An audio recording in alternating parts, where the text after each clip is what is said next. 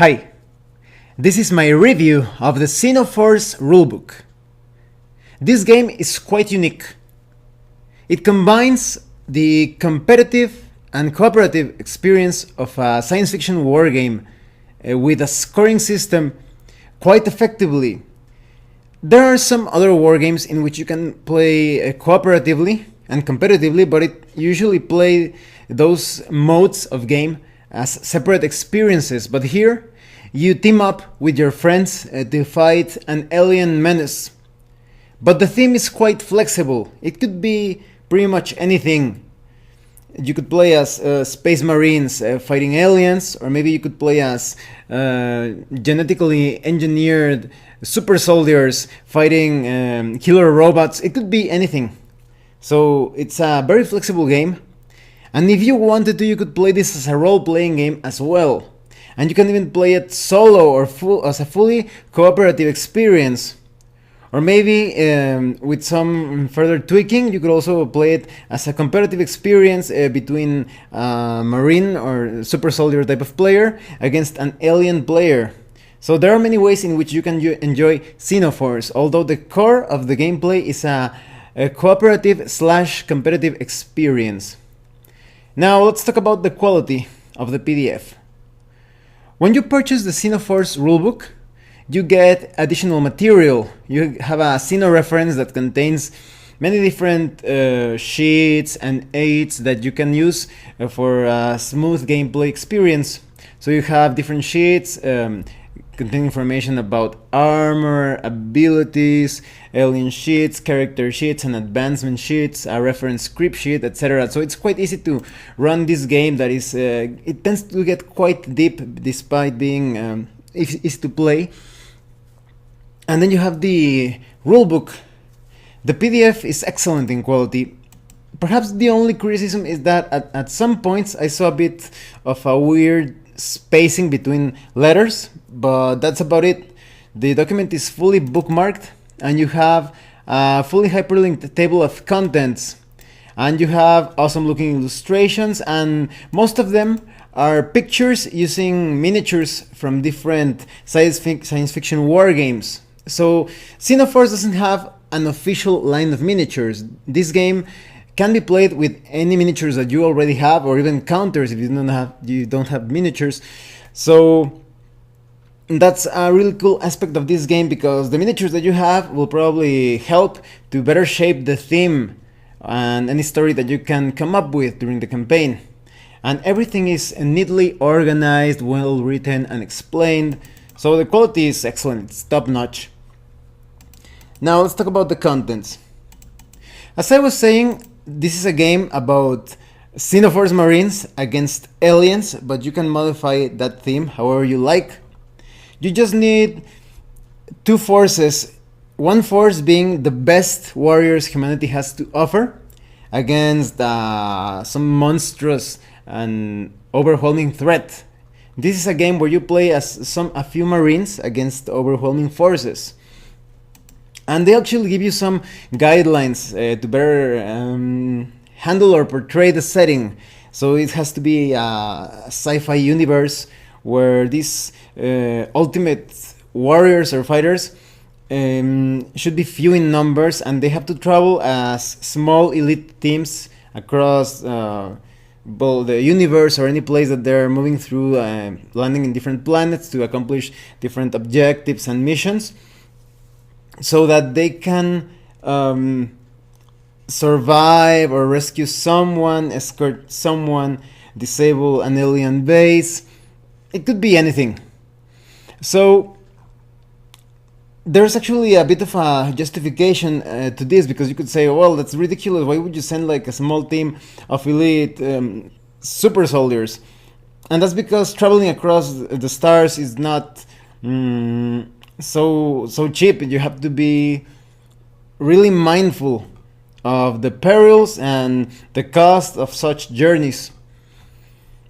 So the players in Xeno Force usually control two or perhaps more Marines, or just one, depends on the number of players. It's a game that you can play between 4 to 6 people.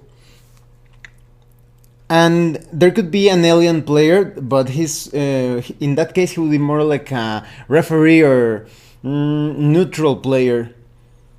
I think this game is best enjoyed when playing against this AI, because different scenarios have guidelines or artificial intelligence as to how the aliens are going to fight against your marines. So you're going to have usually about 4 to 6 marines fighting against larger armies or forces. And depending on the scenario, you will fulfill or try to reach certain objectives. So it's all about making the game, your own theme, your own missions. There's actually an entire system and tips on how to create or design your own scenarios. To play this game, you just need a surface, usually a 4x4 feet surface will suffice, although you can also use smaller surfaces as well. You just need to scale things as needed, and if you have smaller miniatures, because this is suited for 28mm miniatures, but you can also use some larger or smaller figures, and you need 6-sided dice and perhaps 12-sided die to indicate direction in some cases. So it's pretty standard, and when it comes to templates of different weapons, they are also pretty standard size. You can download them for free in different websites, or maybe you already have your own from other war games. Now, in Xeno Force, you're constantly making checks and attacks. It's basically a success counting game. You have attributes, and you add a value of your weapon and your skills to that attribute, and let's say you get a number of perhaps 6 in a certain attribute. That means you roll 6-sided dice, and you try to roll above a certain number. It's usually you roll 5 or above, but in some cases, for example, when you are running or moving fast, you need to roll 4 or above. So any roll that rolls above a certain number counts as a success. And if you roll a 6, there is a critical hit. This is a game of exploding dice, and you keep rolling as long as you roll 6s. But if you roll too many 1s to the point that they overwhelm your successes, or perhaps there are no successes and just 1s, you're going to have mishaps and botches related to perhaps your weapon jamming on or your melee weapon getting stuck on some obstacle or some armor plating and such. There are also some other factors and abilities that modify this, such as rerolls and cascading checks. That it's when these are basically easy to succeed checks, but they are much harder to get greater success from, and they're usually used when repairing things and carrying out more technical stuff. So you have information on the different attributes of your characters, such as, for example, mind and movement related to their self-explanatory areas. Mind is usually related to fixing things or medical procedures, but probably they will include some psionic abilities in the future. Probably they do mention them, but they are not included in this core rulebook. Something that I really like of this game is the system to handle wounds and damage, but we'll get that in a bit. Just let me talk about some of the other basic things. So you will be able to perform shooting and close combat attacks. You have all the details on armor penetration, active defense, dodge and parry, etc. So it's all quite useful to portray an over-the-top action scene, but at the same time you have a bit of a simulationist aspect to things. During each turn you follow a sequence. You have the marine phase, where the marines move and attack and such, and then we have the alien phase, and then we have the end phase. To determine initiative, you roll a 6-sided die and you add your tactics. But the players, depending on whether they are playing in the semi-competitive experience or perhaps fully cooperatively, they can come to an agreement as to who is going to go first. And then we have activations. So when a marine activates, he is able to carry out a number of actions, normally 2, although there are some things that can modify this. It depends. So like, for example, the use of action points. There are also restrictions related to types of actions, so you can move and shoot and attack or repair something or heal someone, etc. Because each action that you carry out requires a number of action points. So for example, you want to run, that's the equivalent of 2 actions. But maybe you just want to climb above over a certain like slope or a short ladder.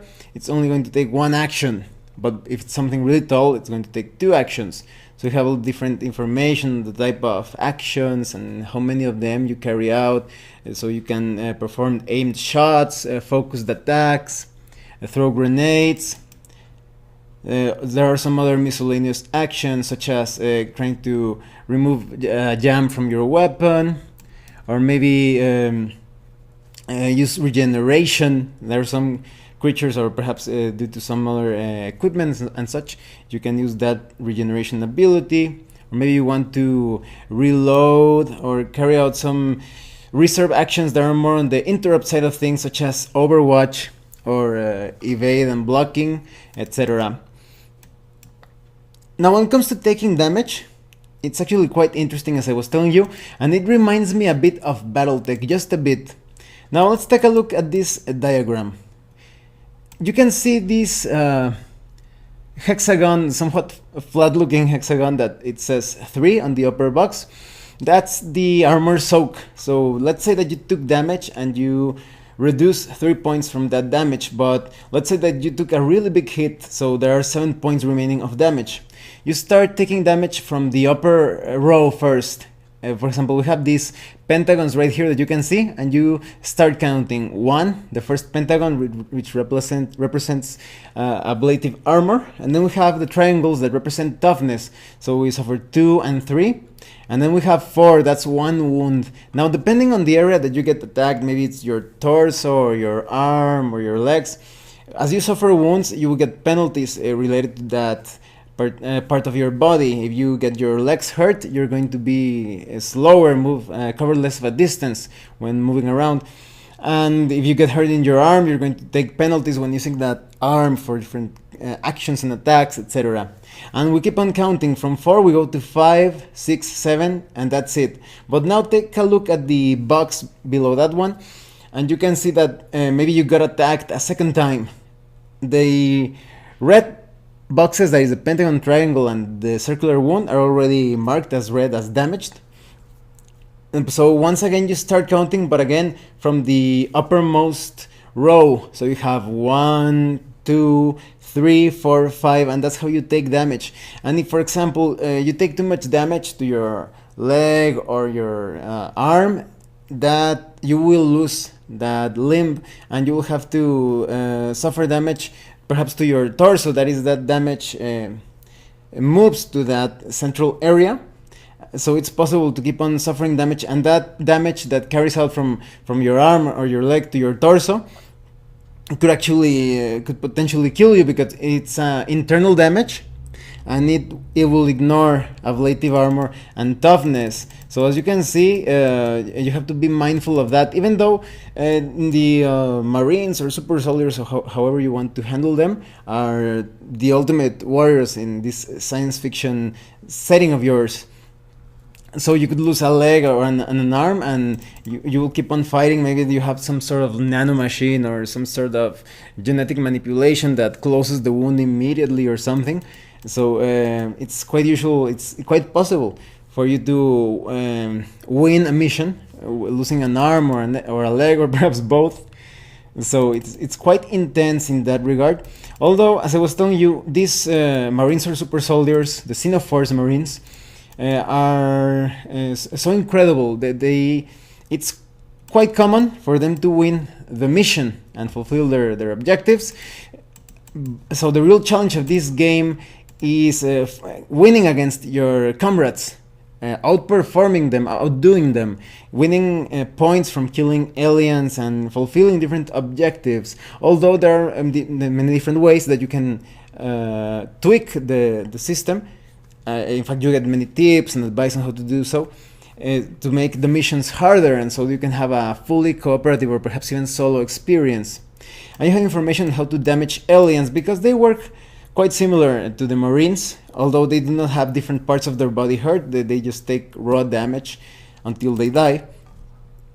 And you even have the option to parry and dodge, and that in case of Marines it's a bit more active. You roll some dice and try to reduce the effectiveness of your enemy's attack.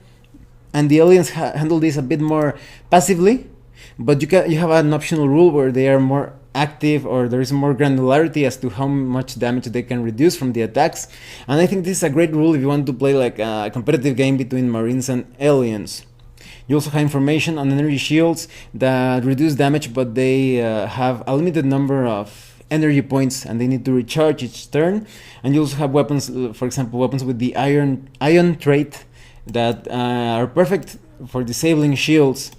And you also have information on sundering damage on aliens for those aliens that are well armored. And you have a handy summary on how to handle all of this. And so we get to movement. There are many options, such as carrying out advanced actions, run actions, charge actions, because close quarters combat is quite fun and quite effective in this game. You have information on how to go over terrain. You even have the option to wear jetpacks or jump packs, so that's really cool. You have information on how to move in through close range and other actions, how each miniature threatens the space around it.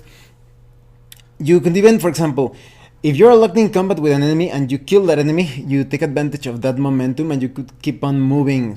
So, for example, you could move behind cover, and that's really cool to have some sort of like Rambo or guerrilla type maneuvers where you run and kill an enemy and immediately hide behind some structure or trees or so.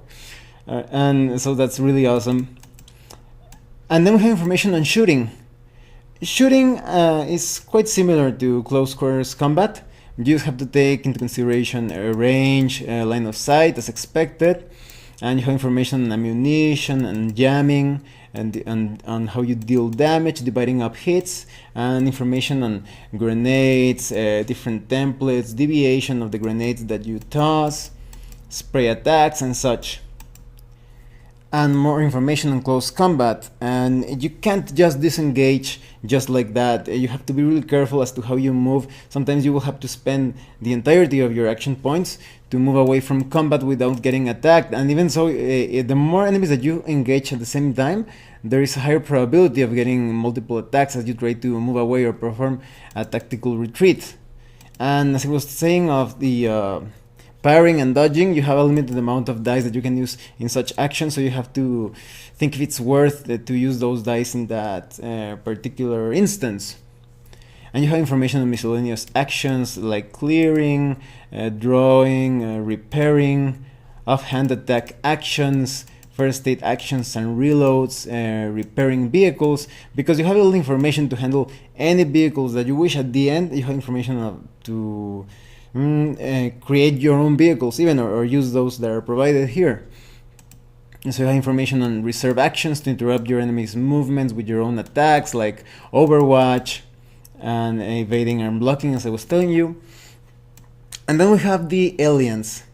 You have all sorts of aliens. You have alien minions and brutes, and how to handle mobs, because as I was saying, the Xeno Force Marines are the most elite sci-fi fighters in this setting, so it's usually one against many, so you have all the stats and all the information to use the aliens in different scenarios.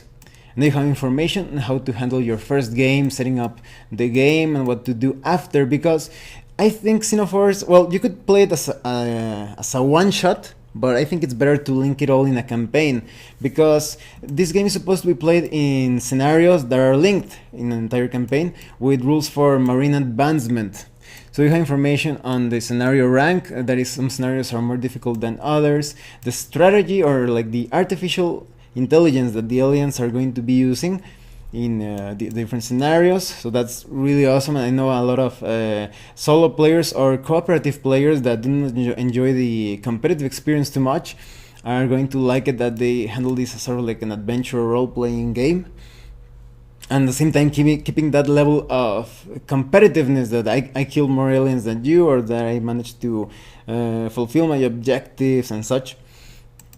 many tips on how to handle the game without an alien player and making things harder so that it's more of a challenge for the solo or the cooperative experience. And then you have, let me talk about the missions. You have mission 1, which is Operation Sudden Dawn. So they give you like a backstory of the mission and different objectives, such as, for example, primary objective: hack the communications relay within 12 terms so the listening post cannot report Xeno Force presence on the world.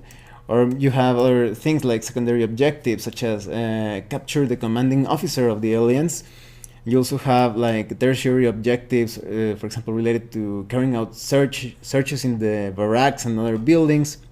Usually, the primary objective is easier to fulfill. It's worth a lot of points, but it's easier. But there are also different secondary and tertiary objectives that are a bit harder, and they actually give you tips and advice that those objectives should be harder. But it's a very awesome way of taking a chance. If you see that you are losing in points, if your comrades have killed more aliens than you or have fulfilled other objectives, you still have a chance to risk it all and take a chance at those difficult objectives and gain lots of points. So you have information, the time limit, the reinforcements, anything that you need to know about the scenarios, with a variability of objectives and missions, such as Operation Vermilion Strike.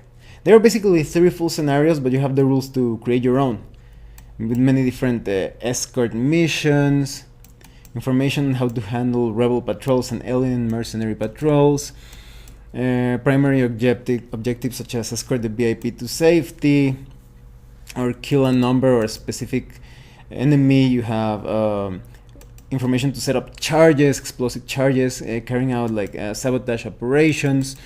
And then we have information on the Marine Force rank and how your team will advance, and each Marine will specialize in different areas, with all the information on improvements, attributes, getting new abilities and gear.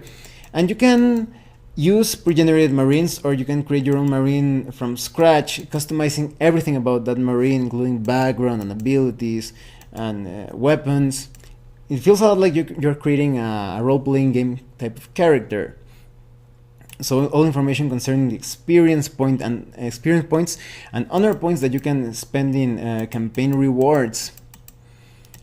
So when you first start playing, you start out as a squaddy. That is quite a decent Xeno Force Marine, but it lacks the specialization of other classes.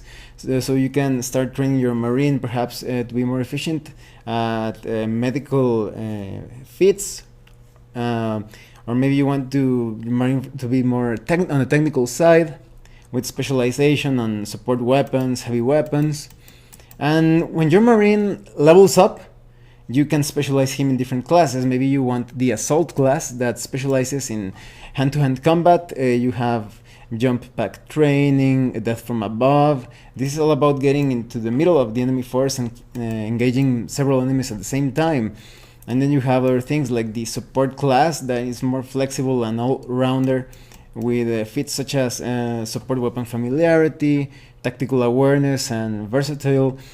So this is more like a jack of all trades type of class. You have the officer class that you actually get to enhance the actions of other Marines, and you would say, well, in a competitive game, how is this going to be useful?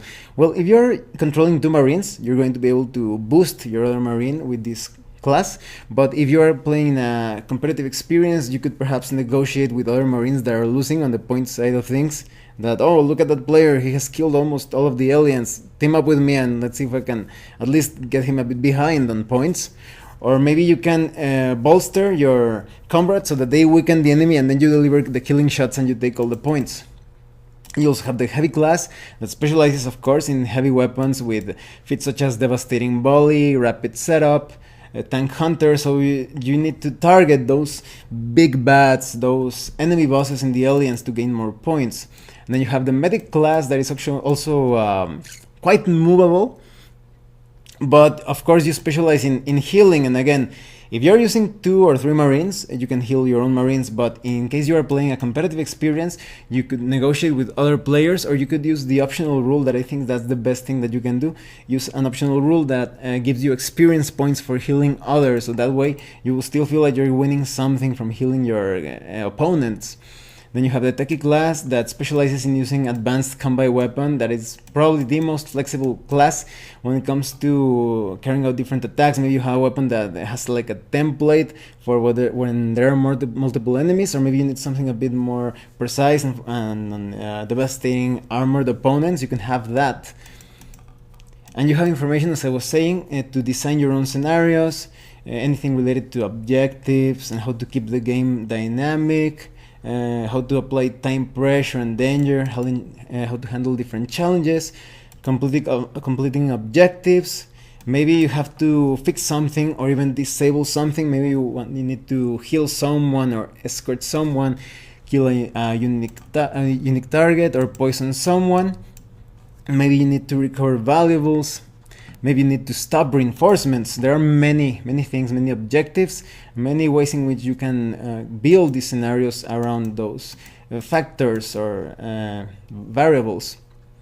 You have different methods to carry out that, and how to handle spawn points and reducing time pressure, and how to make some balanced scenarios or make them a bit easier or harder depending on the type of game that you want to run, and how to tie it all up as a campaign.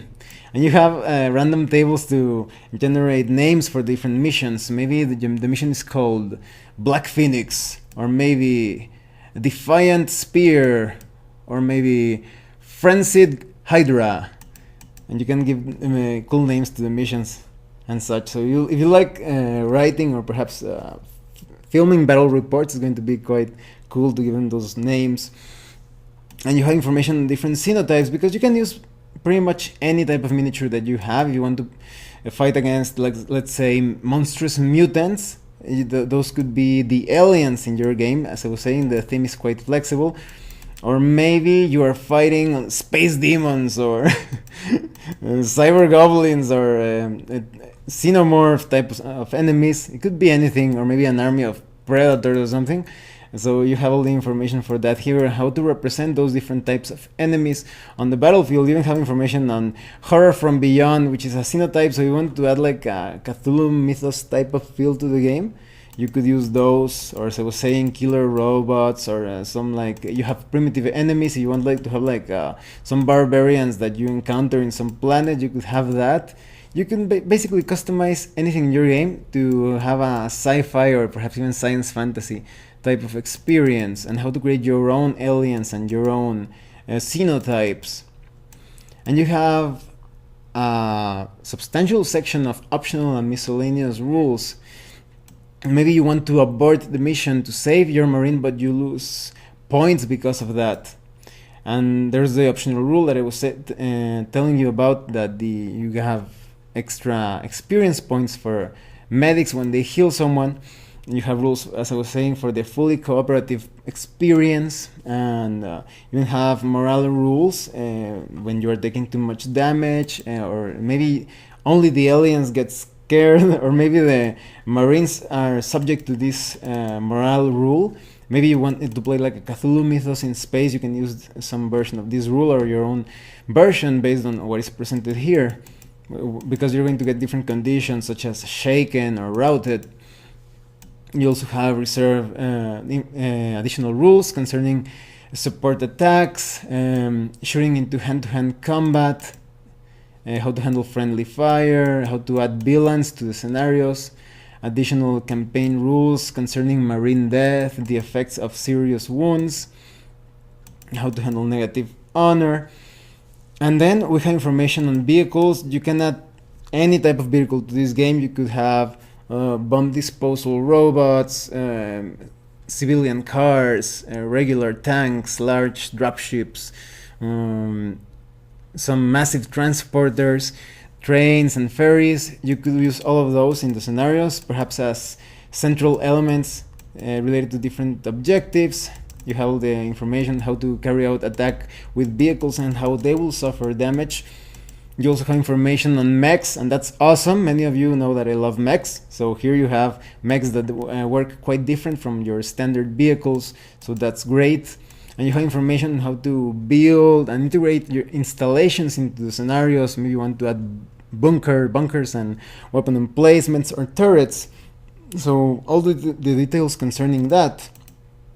So what do I think of Xeno Force? This game is amazing, it's awesome. You're going to enjoy it as a half competitive, half cooperative experience, or you can go full cooperative or full competitive if you wanted to. You have all the information needed for that here. And there are so many ways in which you can tweak the theme and the rules. This is a fully customizable game to use with your own favorite sci-fi miniatures or counters, but if you do not have miniatures, I would recommend that you purchase some cool looking sci-fi miniatures, all the information concerning terrain, the objectives. And I think that it's great that you have to play to the strengths of the different marine classes, because if you start playing as a very passive medic, for example, you're going to lose right away. And if you don't get up close and personal when your marine has been specialized for that, you're going to lose many points as your comrades are constantly killing the aliens and being successful at different objectives. So you really have to play to the strength of different classes. I also like the variability of the classes, the assault class, support class, officer class, and even though this is a semi-competitive game in its standard mode, I also like it that there are perks and incentives to benefit your comrades or boost them through your officer or medic traits. And the assault class is awesome with the jump, with your jump pack and getting into the fray and slashing and cutting and shooting. So that's great. And there are also some pay what you want classes. I think one came out recently, if I'm not mistaken, and another one is going to come out soon. So I also recommend that you visit the Wargame Vault. I'm going to put the links in the description below, and the Xeno Force website. And they are also organizing online games on Roll20, so I'm also going to put a link below so you can check that out. So I highly recommend Xeno Force. You need to get Xeno Force. If you enjoy a semi-cooperative experience, and you have that those competitive elements to it as well, you need to get this. If you want to play solo, maybe you don't have anyone to play war games with you. I only have one player that plays war games with me. Maybe you want to play solo, and as I was saying, you could modify this to handle it as sort of like a role-playing experience. You could also handle it like that. So it's quite amazing how this game is so flexible in both its system and its theme. So remember, get Xeno Force, the rulebook. Well, thanks for watching my review. If you have any comments or questions, please let me know. See you later.